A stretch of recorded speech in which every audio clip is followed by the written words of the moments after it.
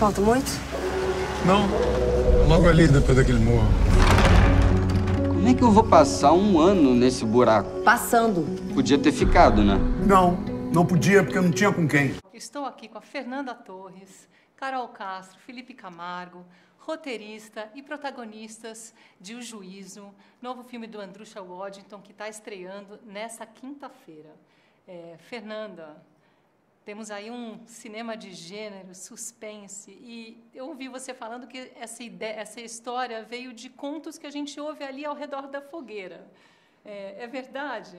Não, é o seguinte, eu estava numa, não é bem uma fazenda, é uma casa em Minas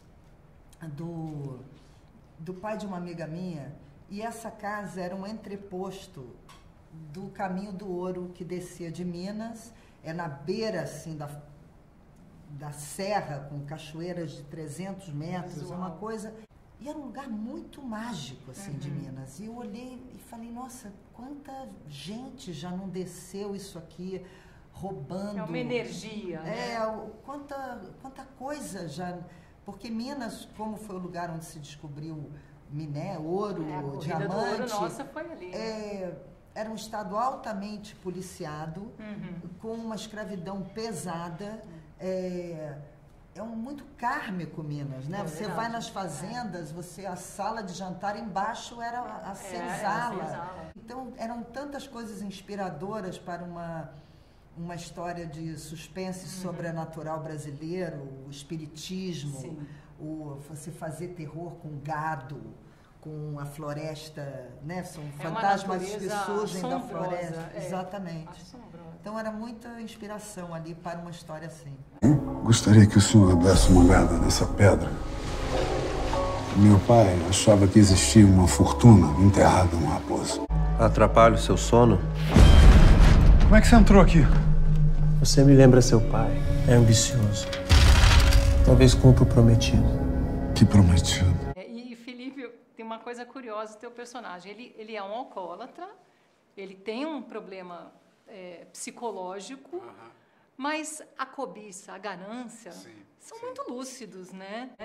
Então, assim... elas vão tomando conta dele, justamente, eu acho que quanto mais ele fracassa como ser humano, mais a ganância dele aumenta para ele resolver, porque no fundo ele quer resolver a família.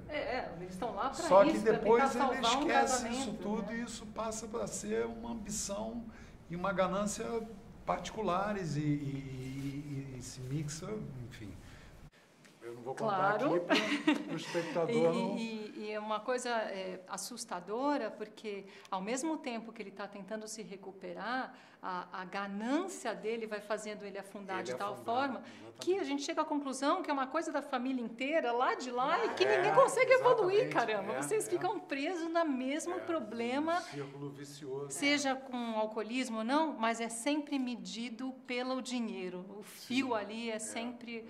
os benditos diamantes, exatamente, né? por essa aparição fantasmagórica que são os diamantes. Isso. Sempre falo isso, ninguém sabe a fonte dos diamantes brasileiros. Eles desceram os rios, mas ninguém sabe aonde eles afloram. Então, a própria presença dos diamantes em Minas é fantasmagórica. Eu vi a menina no Raposo. Ela estava lá, ao lado do filho do Augusto. Depois desapareceu. Eu tô dando conta desse lugar. Do Marinho, de você, do seu karma. Olha pra mim quando eu falo com você! Carol, você é a âncora daquela família. Você é o... Não, porque a gente vê os homens, eles vão se despedaçando e eles vão se deixando levar pelo sobrenatural. E a Carol é a única que tem tá ligada ali o fio terra. E é quem consegue, querendo ou não, segurar as pontas daquela situação. Agora, essa é a tua personagem, e eu fico imaginando você naquele lugar, com aquele ambiente, tendo que ser fio terra de alguma coisa.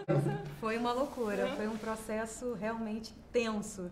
Eu ficava me concentrando, correndo em volta daquela casa, com o fone no ouvido, ouvindo umas playlists muito loucas que eu criei, chamada Tereza.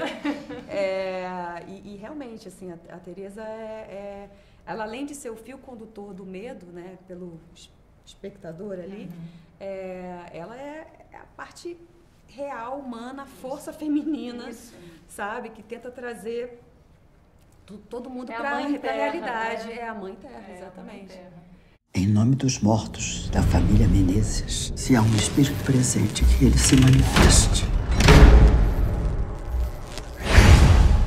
Na hora que você estava escrevendo, Fernanda, eu acho que você teve que buscar algumas referências, ou foi só de instinto e aquela história... Porque a gente está falando de um cinema de gênero, a gente tem que buscar, eu acho...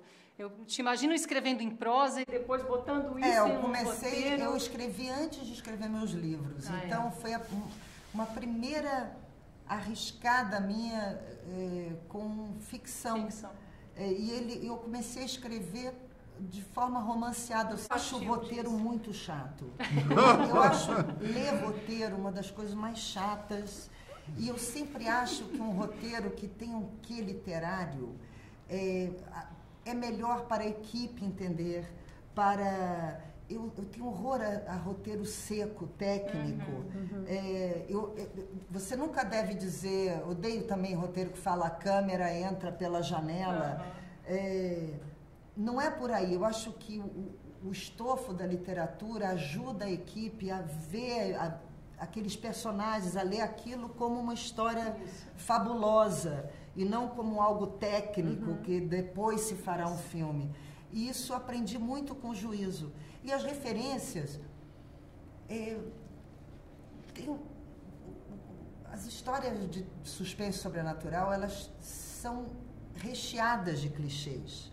A casa mal assombrada, o homem que você acha que está morto e está vivo.